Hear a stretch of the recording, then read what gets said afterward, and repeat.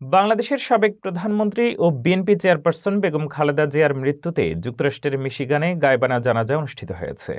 এতে অংশ নেন বিপুল সংখ্যক প্রবাসী বাংলাদেশি। বিস্তারিত জানাচ্ছেন ফারজানা আফরোজ। বাংলাদেশের সাবেক প্রধানমন্ত্রী বেগম খালেদা জিয়ার মৃত্যুতে মিশিগান বিএনপির উদ্যোগে গায়বানা জানাজা ও দোয়া মাহফিল অনুষ্ঠিত হয়েছে।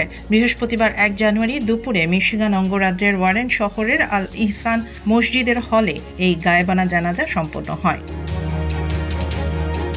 গায়বানা জানাজায় ইমামতি করেন হাফিজ আফজাল চৌধুরী। জানাজার আগে সংক্ষিপ্ত শোক বক্তব্যে বেগম খালেদা জিয়ার রাজনৈতিক জীবন ও অবদানের কথা স্মরণ করেন মিশিগান বিএনপির সভাপতি দেওয়ান আকমল চৌধুরী। তিনি মরহুমার আত্মার মাগফিরাত কামনা করেন এবং গভীর সমবেদনা জানান।